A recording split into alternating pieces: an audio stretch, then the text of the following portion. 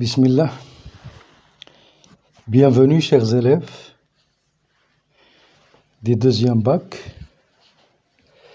Cette vidéo sera consacrée à un exercice de génétique, cas de déhybridisme. Voilà. Vous savez bien que dans le cas de déhybridisme, la plus grande question, c'est de montrer s'il s'agit de deux gènes liés ou de deux gènes indépendants. Ce que nous allons démontrer dans ce petit exercice. Pour mettre en évidence l'effet de certains phénomènes biologiques. Voilà, l'effet de certains phénomènes biologiques sur la transmission de l'information génétique lors de la formation des gamètes. Voilà, lorsqu'on parle de la formation des gamètes, c'est évidemment la méiose. Chez les êtres vivants, diploïdes, on propose l'exploitation des données suivantes. Quelles sont ces données? Voilà les figures. Il y a figure A, figure B, figure C, figure D. Voilà, figure des documents ci-dessous. Représenter certaines phases, ou bien qui représentent certaines phases d'un phénomène biologique. Toujours le phénomène biologique. D'une cellule animale. Cellule animale et non végétale. La formule C2N est égale à 4. Première question, c'est identifier en justifiant votre réponse les phases représentées par le document et déduisez le phénomène biologique étudié. Voilà, pour la réponse à cette question, je dois d'abord commencer par l'analyse des figures, voilà, des cellules représentées sur le schéma. Voilà, on commence par le fait que le phénomène, comment s'appelle-t-il? Est-ce que c'est un phénomène de division d'abord? Mais cette division, est-ce que c'est une division mitotique ou bien méiotique? Est-ce que c'est une division de mitose ou bien ce sont des cellules qui représentent la méiose? Pour cela, je dois compter le nombre de chromosomes, c'est très essentiel. Là, le nombre de cellules, il est fixe. 1, 1, 1, je ne peux rien déduire. Mais le nombre de chromosomes, c'est essentiel. Voilà, on parle de 2n est égal à 4. Là, 2n est égal à 4. Là, 2n est égal à 4. Mais là, ça devient autre chose. Ça devient 2 seulement. C'est-à-dire qu'il y a réduction. Donc, il y a une division réductionnelle. Deuxième élément à choisir, c'est le nombre de chromatides par chromosome. Là, vous avez des chromosomes qui sont bichromatidiques. Des chromosomes bichromatidiques, là, le centromère est scindé. Donc, là, c'est une division équationnelle. Tant qu'il y a une division réductionnelle plus une division équationnelle, il s'agit donc d'une méiose. Là, le nombre de chromosomes, il est réduit. Cette réduction ne peut être due qu'à une division réductionnelle. Pour la phase A, figure A. Figure A, on voit ici des bivalents qui s'entremêlent les chromatides. On peut parler des tétrades. Et les tétrades et les bivalents, ils sont caractéristiques de la prophase 1. Deuxième élément, là, les chromosomes sont en migration vers les pôles sans qu'il y ait scindage ou clivage du centromère, c'est-à-dire qu'il s'agit d'une anaphase 1. Anaphase 1. Là, je peux parler de la figure D avant la figure C. Pourquoi? Parce que le D la précède dans la réalité. C'est que D, les chromosomes, le nombre est réduit comme j'ai dit. 2n, ça devient n est égal à 2. Et les chromosomes sont situés sur le plan équatorial. Voilà, c'est la métaphase. Voilà, il s'agit de la 2, métaphase 2. Là, c'est l'anaphase 2. Les chromosomes sont dédoublés, c'est-à-dire le nombre de chromosomes devient cette fois-ci, voilà, après clivage des centromères, 1, 2, 3, 4. Chaque lot de chromosomes subit une ascension polaire ou bien une ascension polaire vers les pôles. Voilà, c'est l'anaphase 2. Donc la réponse à la question 1, il s'agit d'une méiose. Pourquoi? Il y a deux divisions successives. Deux divisions successives qui sont la division réductionnelle suivie de la division équationnelle. Pour la justification des phases, la prophase, il y a des bivalents. Appareillement des chromosomes homologues.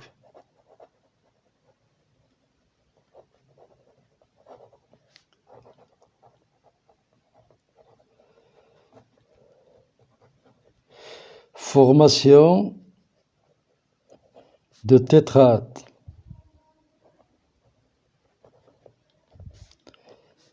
Crossing, over ou bien enjambement.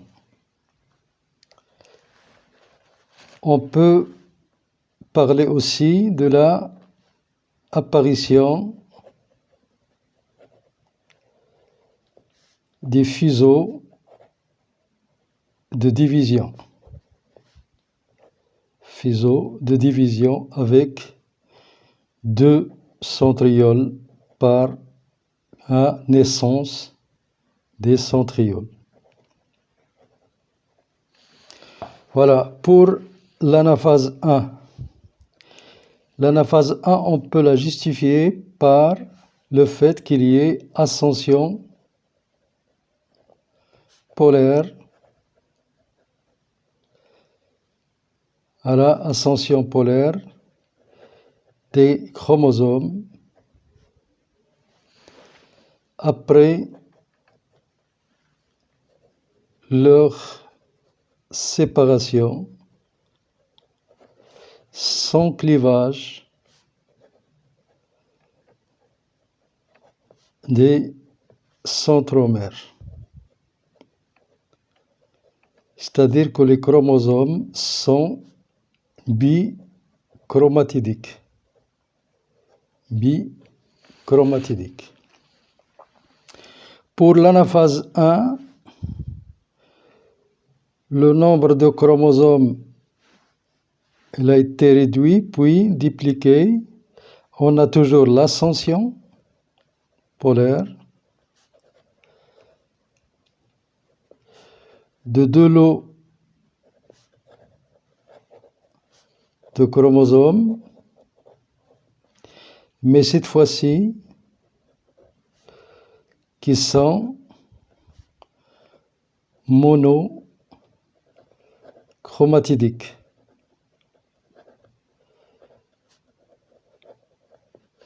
Monochromatidiques. Voilà pour la figure A, ou bien la figure D, pardon, la figure D. Il s'agit de métaphase 2. Comment on peut la justifier? C'est le positionnement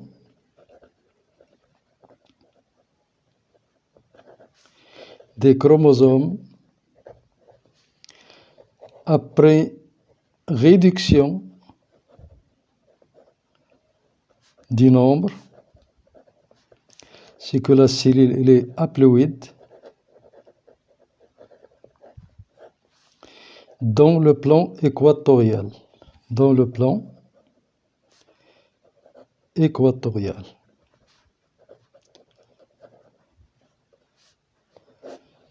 Voilà, on peut dire aussi que le centromère, ou bien les centromères des chromosomes, représentent l'axe de symétrie de la cellule. Ça, c'est pour la question 1. Donc, بينا بالله هذا الانقسام هو انقسام اختزالي باش لأن بان لينا هنا باللي كاين الاختزال وبان لينا هنا باللي كاين الانقسام اختزالي، يعني العدد ديال الصبغيات مر من 4 ل2. النقطة الثانية أن حتى هاد الخلية اللي تختزلت عرفت انقسام ثاني اللي هو انقسام تعادلي باش هنا لي كروموزوم إل سوغون أو الصبغيات أحادية الصبيغي، وغتعطينا 2 ديال الخلايا من هاد الاتجاه هذا من بعد تيلوفاز 2 لكل خلية غتكون فيها 2 عوضا عن 4. إذن فهو انقسام اختزالي. بالنسبة للبروفاز 1 كيفاش بيناها؟ بيناها من خلال تواجد أزواج كل زوج في صبغيان متماثلان مقترنان. هذا الاقتران ممكن نتكلموا عليه بأنه يعطي واحد الرباعيات اللي هي تعطي الكروسينوفار. فوالا. ثم كاين عندنا ظهور واحد المغزل ديال الانقسام مع وجود سكون ابيل لي دو بير دو سنتريول. بالنسبة للانافاز 1 l'anaphase 1 oui l'ascension polaire des chromosomes يعني صعود الصبغيات نحو القطبين لكن من دون افتراق الجزيء المركزي. باقي الصبغي مكون من صبيغيان.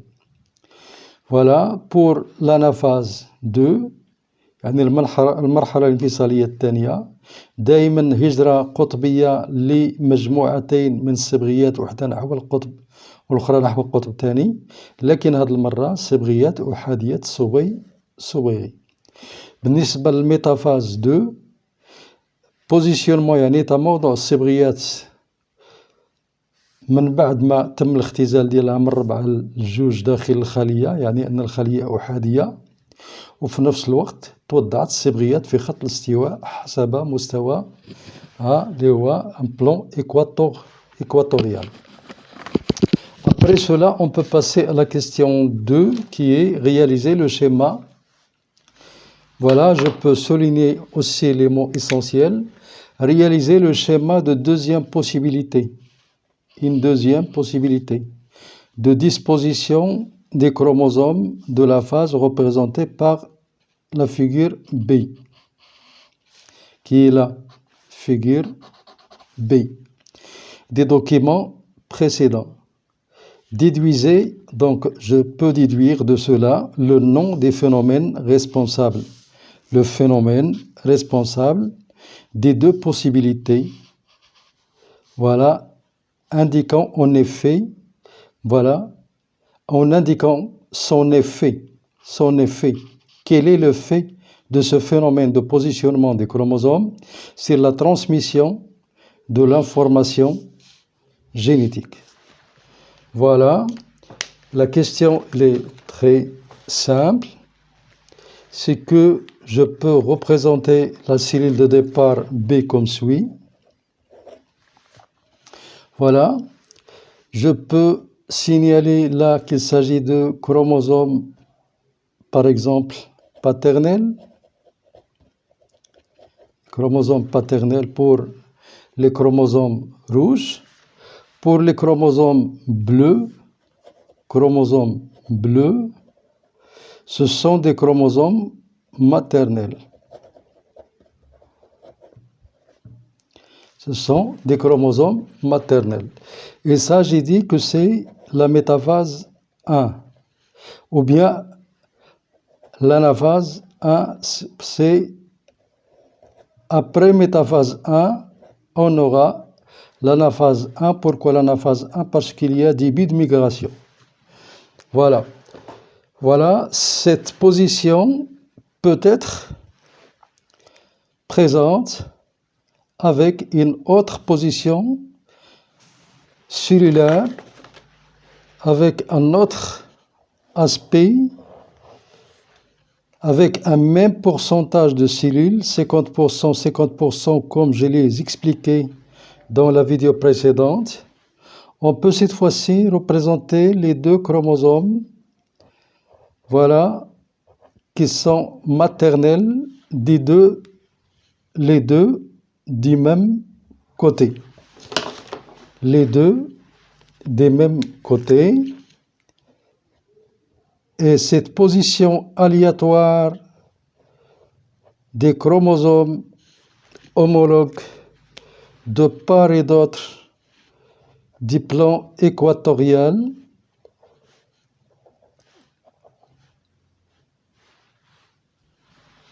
cette position aléatoire des chromosomes homologues de part et d'autre du plan équatorial joue un rôle très important, un rôle très important dans la diversité génétique. Dans la diversité génétique via le phénomène le phénomène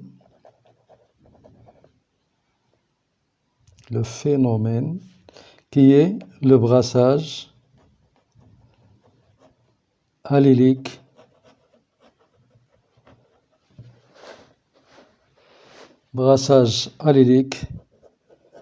interchromosomique.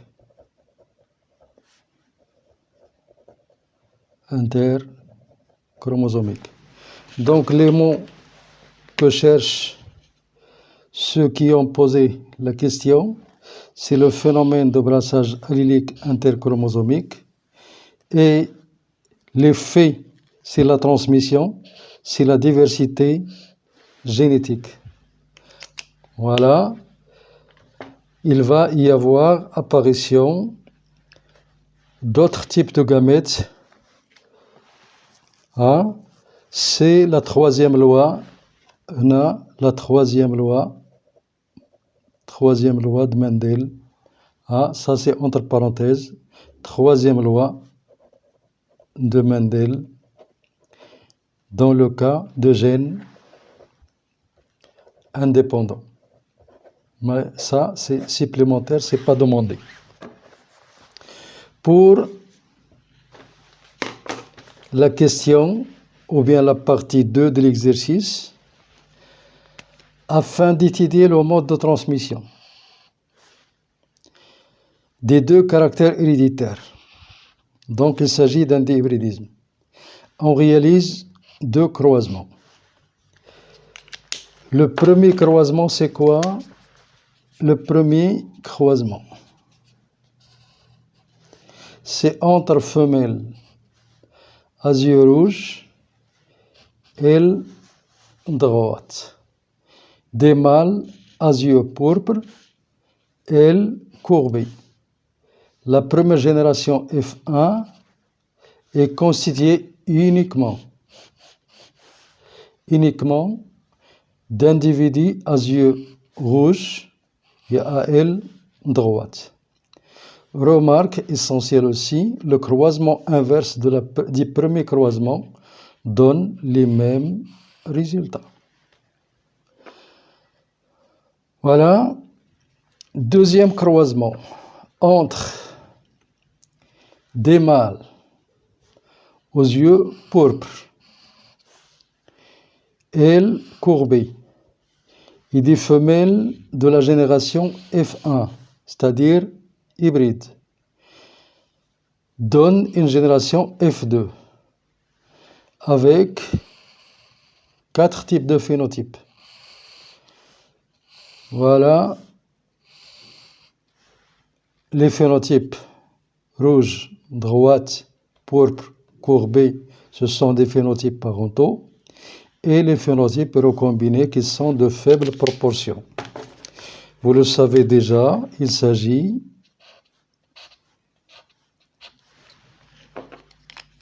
d'une liaison qui est partielle. Utilisez les symboles grand R, petit r pour le caractère couleur. Pour le caractère, cette fois-ci, forme des ailes, on a les symboles grand D, petit d. En exploitant les résultats des deux croisements, déterminer le mode de transmission. Déterminer le mode de transmission des deux caractères étudiés. Pour déterminer le mode de transmission, on doit d'abord interpréter et déduire des données sur le premier croisement. Le premier croisement, c'est entre des individus, yeux rouges, aile droite, yeux pourpres, aile courbée, qui a donné 100% yeux rouges, aile droite. Ça veut dire là qu'il s'agit de l'uniformité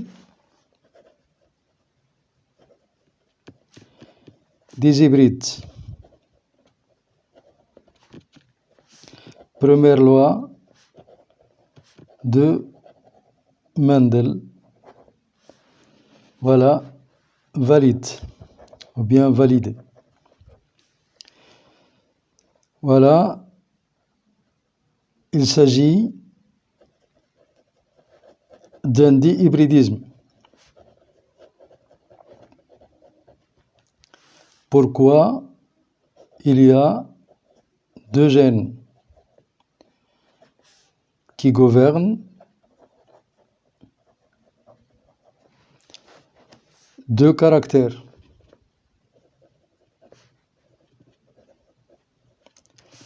Caractère couleur, soit rouge, soit pourpre.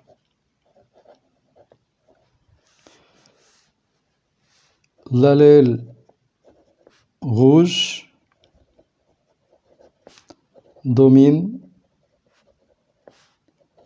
l'allèle pourpre, ou bien responsable de l'état de caractère pourpre. De même, deuxième gène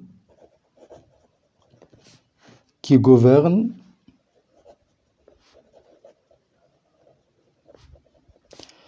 le caractère forme des ailes, soit qu'ils sont droites ou bien courbées.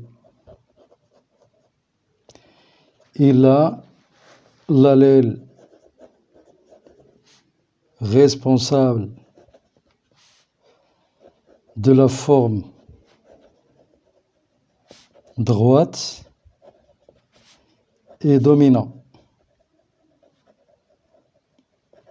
sur l'allèle qui gouverne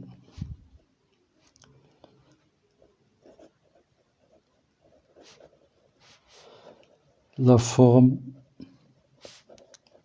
des ailes courbées. Voilà, هذا بالنسبة للتزاوج الأول. بالنسبة لا رومارك لاش عطاوها لنا، هاد لا رومارك قالوا لنا باللي إلا بدلنا لو سكس، ستادير إلا كان هنا لو مال وهنا لا فوميل بهاد الشكل، وعطاونا اف ان بهاد الشكل، غاد نقلبو غاد نعطيو هاد المرة ان مال type yeux rouges au lieu des yeux rouges, pourpre. Pourpre, c'est-à-dire petit r, et courbe, c'est-à-dire D, croisé avec une femelle qui est cette fois-ci grand R, grand D. أشنو عطاتنا؟ عطاتنا 100%, c'est-à-dire le même résultat que le précédent. On la nomme F'1, 100% grand R, grand D. C'est-à-dire que la F1 est équivalente à la F2 sans changement, même si les croisements sont réciproques.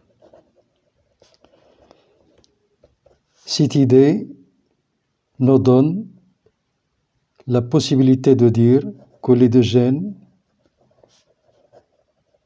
sont portés par des chromosomes autosomaux. Ils n'ont pas sexuel, parce qu'ils ne s'influencent pas du changement du sexe.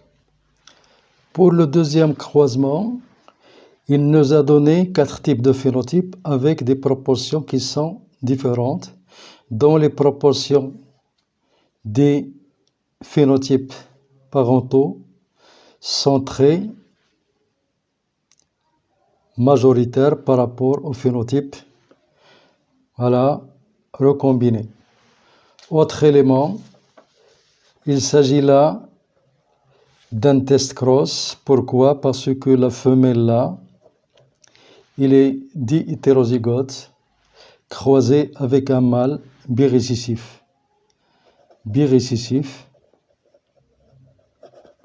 Avec une femelle dit hétérozygote,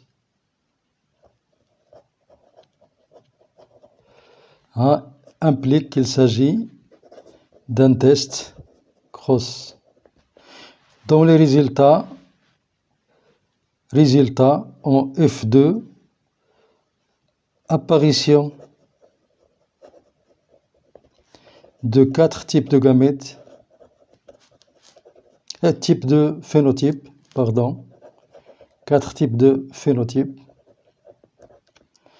avec des phénotypes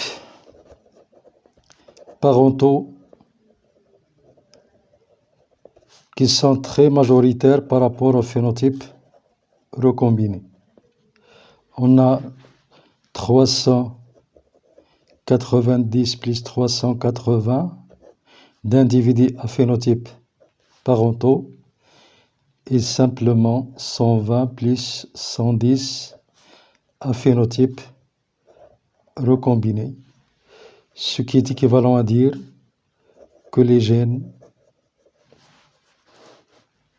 étudiés sont indépendants, sont liés avec une liaison partielle.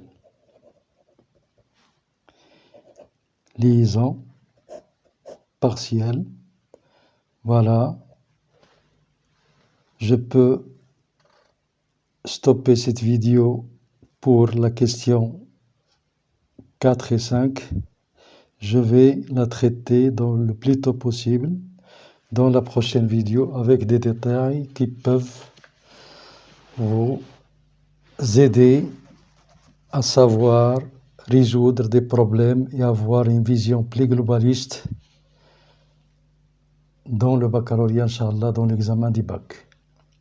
Merci de votre attention.